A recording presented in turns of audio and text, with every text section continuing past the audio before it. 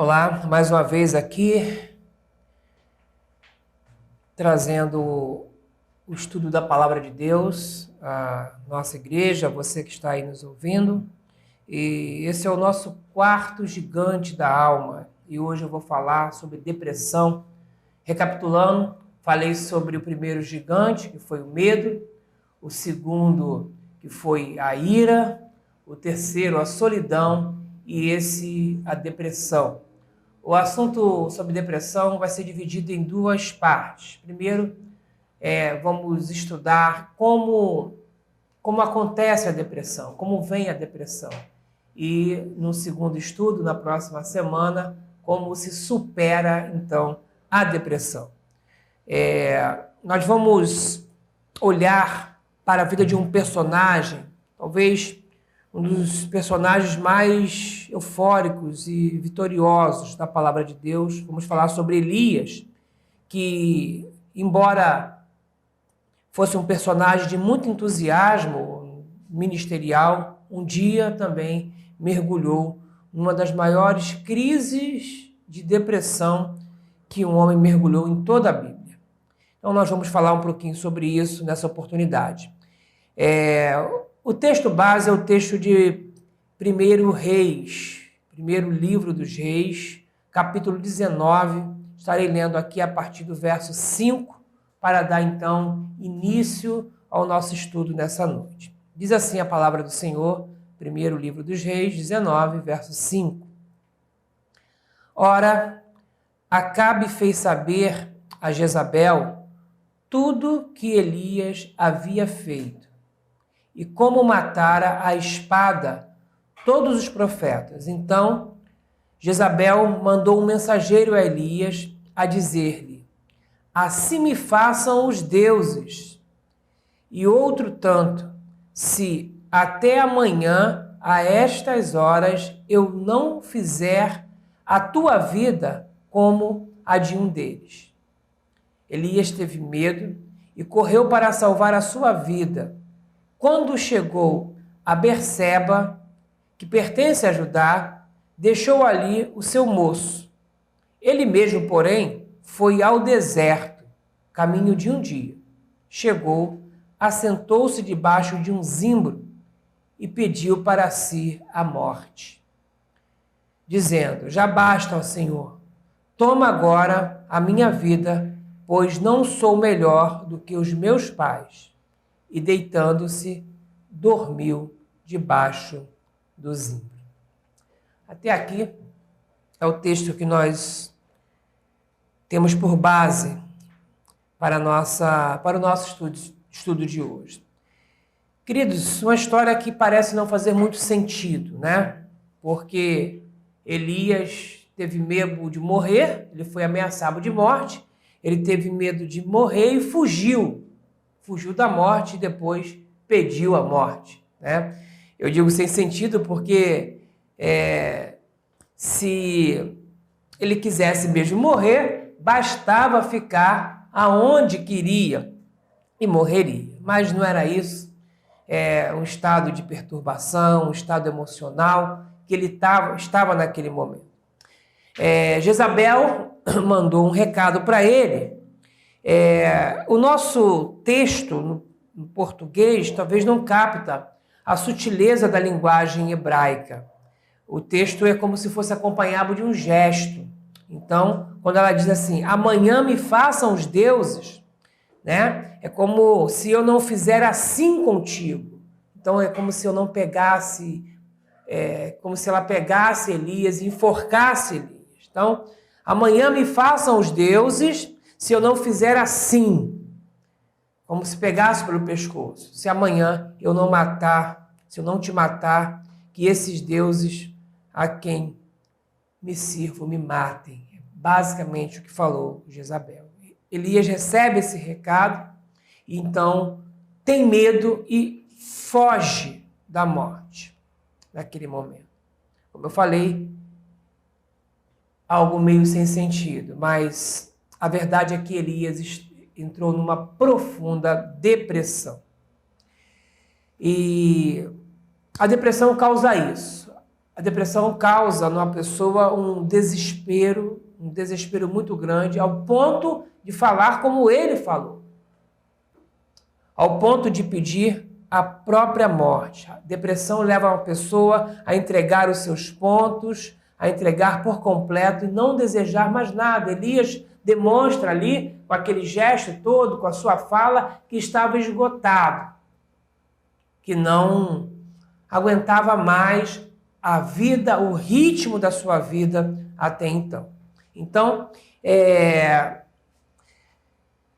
esta depressão de Elias vem no momento ainda também que parece sem nexo. Por quê?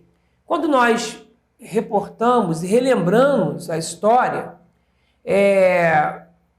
nós entendemos que ele acabara de enfrentar 450 profetas de Baal. Tá? Baal é um nome genérico, tá? Significa senhor, dono, possuidor. E provavelmente Melcarte aqui era o Baal que Jezabel havia trazido para Israel, no seu momento ali, que era uma divindade associada à fecundidade. Então, era um tipo de culto tão esquisito, né, que era oferecido no templo por sacerdotisas prostitutas. Então, para que a gente possa entender aquele contexto que vivia, aquele contexto tão pesado que vivia Israel naquela ocasião. Então, Elias, dentro disso tudo, ele desafiou 450 profetas de Baal. Esse Baal que eu acabei de descrever.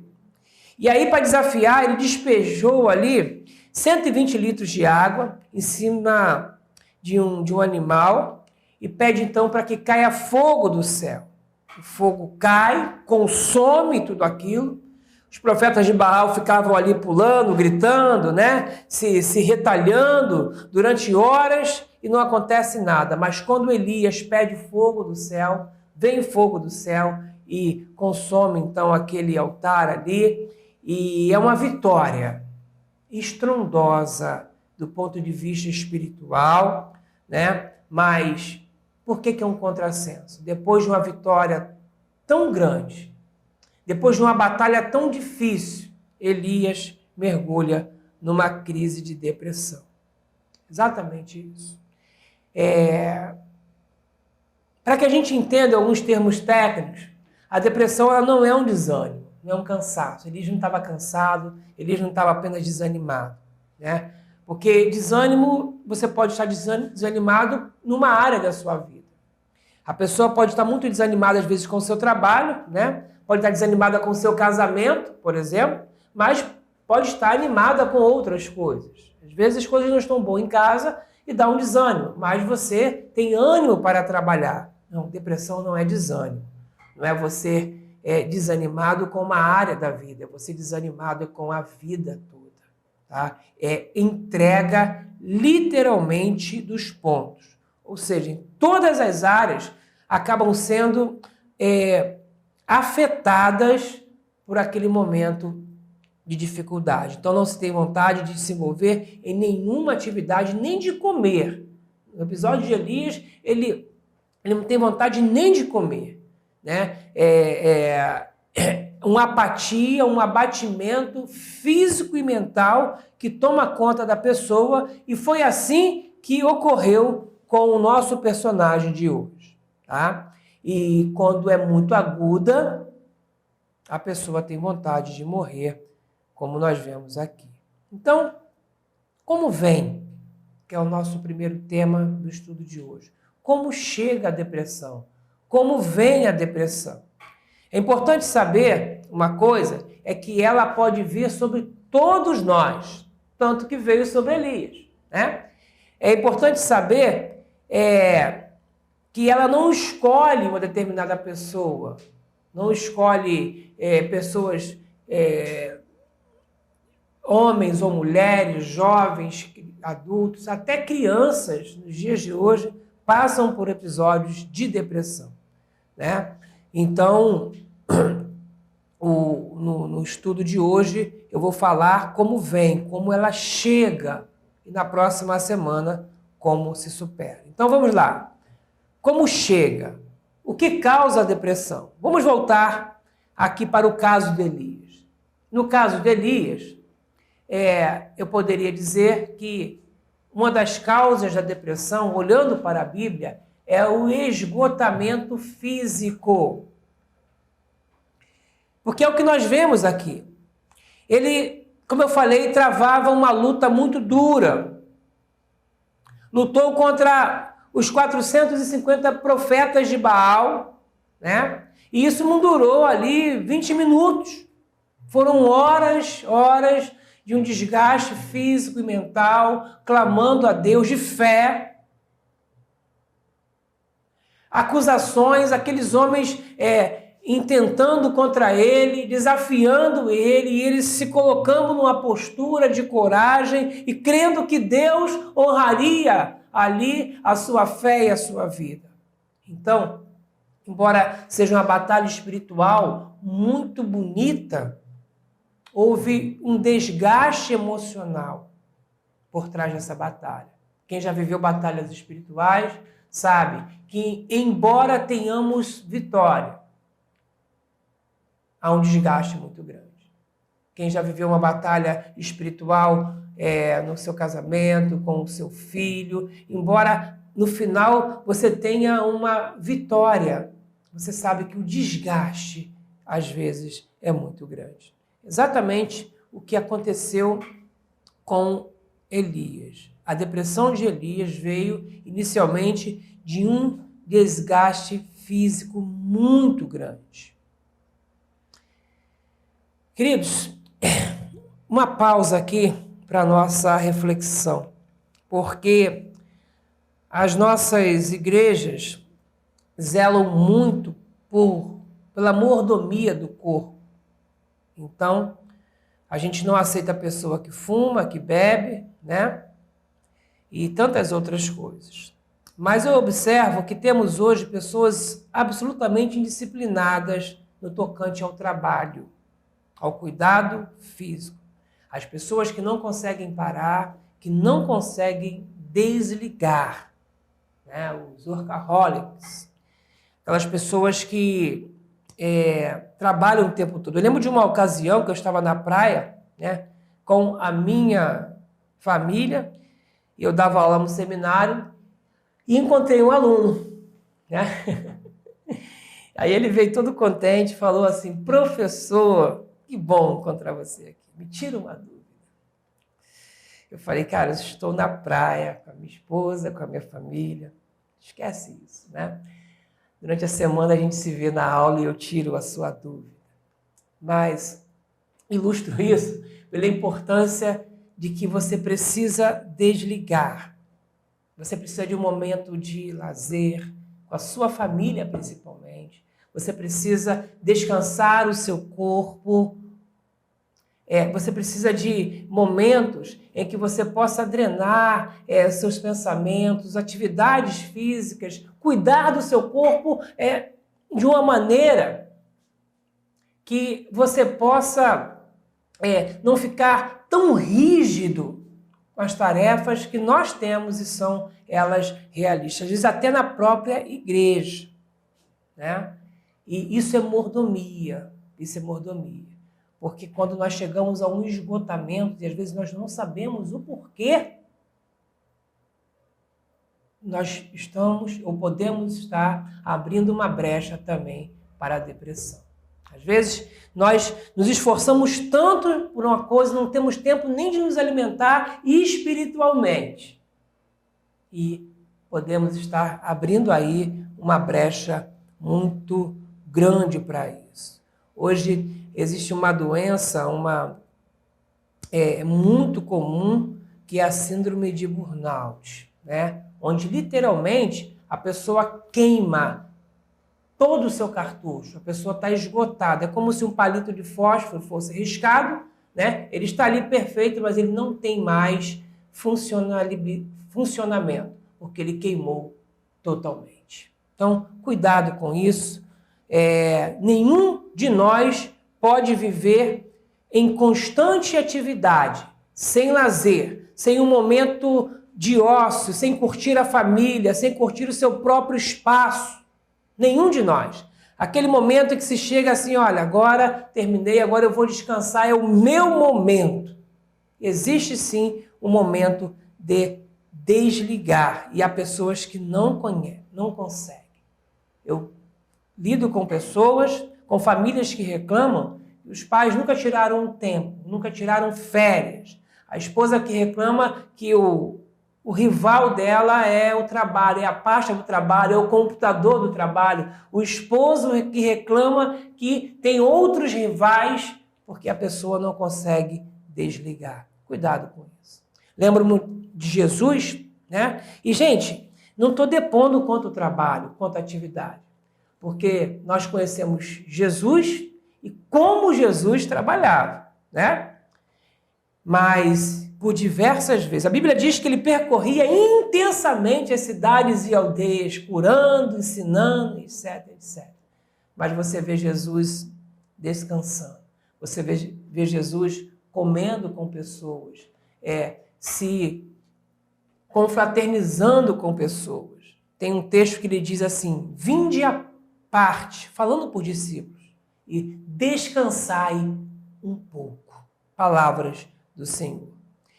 E Elias, nesse primeiro ponto, ele veio de uma jornada de trabalho muito intensa, uma jornada espiritual muito intensa. E o desgaste foi tanto que abalou intensamente a vida dele. Ele carregando agora consigo um fardo nos ombros, né? Essa ameaça de Jezabel. É interessante pensar nisso, porque ele tinha tido uma vitória muito grande ao ser desafiado ou desafiando aqueles profetas. Mas acabou, né? Passou. Ai, que bom, vencemos. Aí veio outra ameaça e ele pensou, não, tudo de novo, não. Não é assim? Quando a gente pensa que terminou, quando a gente pensa que acabou, vem então um outro peso, uma outra história, outro problema. E aí vem o esgotamento, vem a depressão. Essa é a primeira questão. Segunda questão, como chega a depressão? Falta de noção de valor. Eu olho para a vida de Elias e dentro dessa imagem dele enfrentando 450 homens e sendo bem-sucedido e fugindo então de uma mulher, né? Eu vejo que falta aqui uma noção de valor. É difícil de entender, né? É claro que era Jezabel, né? A pior mulher, segundo os relatos bíblicos, a mulher mais maldosa, né? Assim como Manassés é tido como o pior homem da Bíblia, Jezabel tem essa imagem, esse título negativo, mas ele enfrenta 450 homens e foge de uma mulher, foge para o deserto com o intuito de fugir, onde ninguém poderia achá-lo. Por que eu falo aqui de falta de noção de valor? Não estou falando do fato de enfrentar homens e fugir de uma mulher, não é isso. Eu estou falando aqui da experiência profunda que ele tivera com Deus.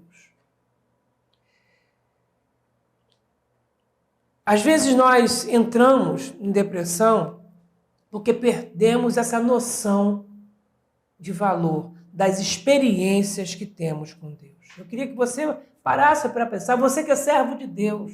Como eu falei, nenhum de nós está livre disso. Mas parece que em alguns momentos em que somos abatidos, nós esquecemos que temos um Deus que nos ama. Nós esquecemos que temos um Deus que se interessa por nós.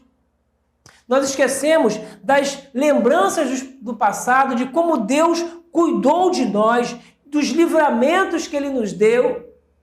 Se nós nos afirmarmos ou colocarmos os nossos pensamentos nas experiências positivas que nós já tivemos com o nosso Deus, das vitórias que Ele nos proporcionou, nós conseguiríamos manter a nossa mente positiva e não seríamos abatidos por um quadro depressivo.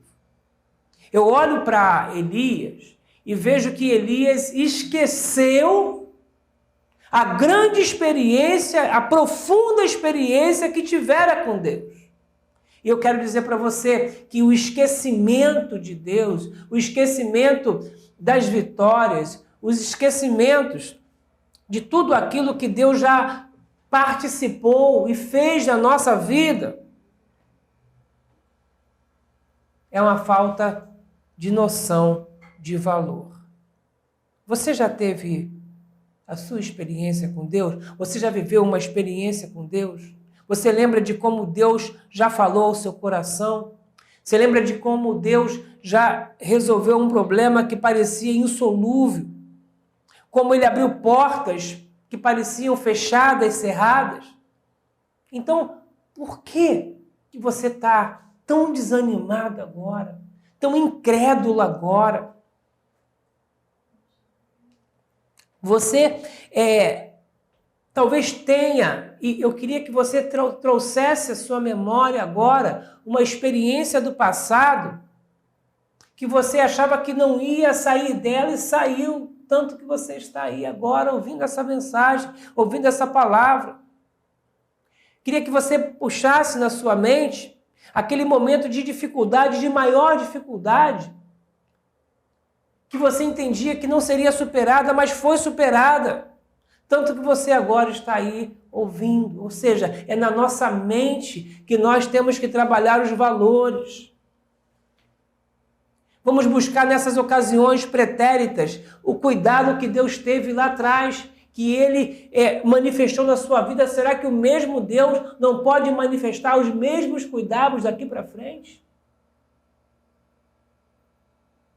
Elias entrou numa situação de desespero, porque perdeu a noção do valor que Deus tinha para a vida dele, a noção do poder de Deus. Ele não deixou só de valorizar a si mesmo, porque era um homem, um instrumento de Deus, mas deixou de valorizar o próprio Deus. Queria que você prestasse atenção nisso.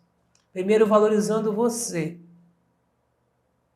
E segundo, valorizando Deus a quem você serve e não deixando-se abater por desânimo nenhum. Há uma terceira coisa sobre como chega a depressão. A depressão chega quando nós estamos fora de lugar. Onde estava Elias nessa história? Elias estava em uma caverna. Quando Deus vai falar com ele, né, nós lembramos da história, eu não li essa parte do texto, mas quando Deus vai falar com ele, né, ele vai dizer assim: o que fazes aí, Elias? É como se Deus dissesse: caverna não é lugar de filho de Deus. Caverna não é lugar de profeta. Caverna é lugar de coiote, de fugitivo. Caverna não é lugar do filho de Deus. Então, quando Deus encontra, ele pergunta exatamente isso: o que você está fazendo? É como se fosse uma repreensão. Por que você chegou a esse ponto, Elias? Este não é o seu lugar. Essa não é a postura que você precisa ter nesse momento. A sua postura não é de medo, mas de fé, de confiança. A sua postura não é de fugir, mas é uma postura de quem tem coragem para enfrentar os desafios que a vida proporciona. Não é isso que acontece? Quantas vezes nós somos abatidos porque estamos fora de lugar, estamos no lugar errado. Quantas vezes nós nos abatemos porque vamos para onde não devemos ir, nos envolvemos com coisas que não deveríamos nos envolver, assumimos práticas que não deveríamos assumir e não vivemos de acordo com os padrões de um filho de Deus. E aí vem a tristeza, e aí vem a depressão. Então, a gente não pode ter um estilo de vida dúbio, né? Não podemos ter um estilo de vida onde agimos de uma maneira errada, diferente da fé que nós professamos. Elias estava ali numa caverna, Elias estava ali numa situação completamente inadequada, fora do lugar da onde ele deveria estar. Às vezes eu olho isso e vejo crentes, né, envolvidos em prostituição, envolvidos em corrupção, até que vem uma tristeza profunda, a ponto de abater, a ponto de levar a um desânimo total. Quando nós estamos fora de lugar, vivendo como não deveríamos viver, fazendo o que não deveríamos fazer, cultivando amizades que não deveríamos cultivar, com laços de relacionamentos que não deveríamos manter. É como se estivéssemos enfiados em cavernas, escondidos no escuro, em vez de ter uma vida transparente na luz, como deve ter o servo de Deus, o servo do Senhor. O que Elias estava fazendo aqui não era compatível com quem ele era. Grave isso. Quando fazemos coisas que não são compatíveis com o que nós somos, com o nosso caráter, com o caráter que nós devemos nutrir, possivelmente podemos ser tomados pelo abatimento e pela tristeza espiritual. E é nesse momento que um cristão corre um risco muito grande de se deprimir. Ainda, como vem a depressão? E o quarto ponto é com a visão equivocada. Eu falei que na história, Deus pergunta para Elias: o que fazes aí? E a resposta dele é a seguinte: Senhor, mataram os teus profetas, derrubaram os teus altares. Fiquei só e buscam a minha alma. Estranho, né? Parece uma confusão. Não é assim que a gente faz. A gente pega todos os problemas e soma todos eles, soma tudo, né? E faz com que a coisa fique mais trágica do que ela realmente é. Queria que você prestasse atenção nessas 4 afirmações. Mataram os teus profetas. Que profetas? Ele matou 450 profetas. Não há um registro na Bíblia de um profeta de Deus morto até então. É o drama. É o lado negativo da depressão. Derrubaram teus altares. Que altar? Leia a história e você vai ver que ele derrubou o altar de Baal. Foi ele. Eu fiquei só, né? E ele não estava só. A Bíblia vai dizer que haviam 7.000, né? Às vezes a gente precisa de 2, 3 para orar e a gente já fica feliz quando tem 2, 3 orando com a gente. Mas haviam 7.000 que não haviam dobrado os joelhos diante de Baal, né? E buscou a minha vida para matar, realmente. Isso estava acontecendo. Mas o que eu quero dizer é que quando nós estamos com a visão equivocada, a gente só consegue ler a vida de um ponto negativo. A gente não consegue ver as pessoas que nos ajudam. A gente não consegue ver as pessoas que estão se importando conosco. A gente não consegue ver as mãos estendidas, e elas existem, elas estão aí. Às vezes, eu percebo em algumas declarações que fazemos tudo para que a situação pareça pior. Tudo para que fiquemos mais tristes, mais abatidos. Ficamos lá na cama, deitados, aí recebemos 1, 2 visitas falando que ninguém foi nos visitar. É como se a gente chamasse o estado deprimido cada vez mais para perto da gente. Eu quero dizer que você precisa mudar a sua visão, a sua maneira de ver as coisas. Eu tenho um slogan que diz: quando mudamos a forma de ver as coisas mudam. E se você quer realmente deixar um quadro depressivo, você precisa começar a quantificar o lado positivo da vida. Existem coisas acontecendo ao seu favor que você pode tomar posse delas como bênção de Deus para a sua vida. Mas quando nós queremos que a coisa fique pior, nós somos dramáticos, né? Somos enfáticos e temos a tendência de superdimensionar tudo. Uma unha encravada vai doer mais do que alguém que foi atropelado. Mas a minha unha encravada vai doer profundamente. Ele exagerou demais, né? E trouxe, então, essas afirmações que eu acabei de falar. Queridos, aqui está uma evidência da depressão. É a pessoa que não tem mais capacidade de raciocinar, de colocar as coisas lado a lado e examinar, mas pega tudo, mistura tudo e faz, por vezes, afirmações que não são verídicas, porque na depressão nós não conseguimos ver bem, ou nos ver bem. Aliás, quem pode ver bem quando se está dentro de uma caverna? Na depressão nós queremos o quarto, queremos o escuro, queremos a caverna, mas a caverna não é o seu lugar.